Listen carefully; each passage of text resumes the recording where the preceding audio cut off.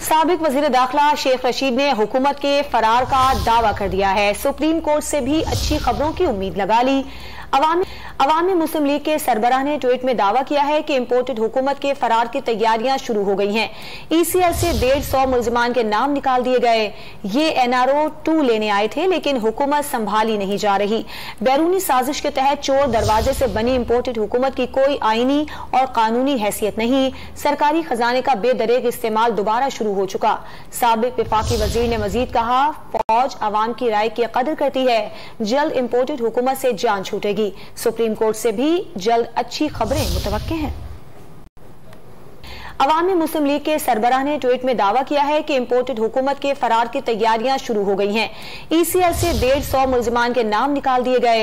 ये NRO 2 लेने आए थे, लेकिन हुकूमत संभाली नहीं जा रही।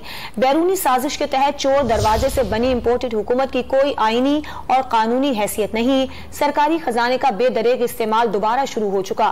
साबिक विफाकी वजीर ने मजीद कहा, फौज अवाम की राय की कदर करती है।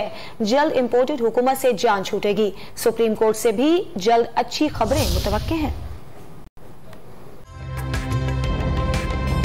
ताजा तरीन वीडियोस के लिए हमारा YouTube चैनल सब्सक्राइब करके बेल आइकन प्रेस करिए ताकि आपको मिले हर अपडेट सबसे पहले।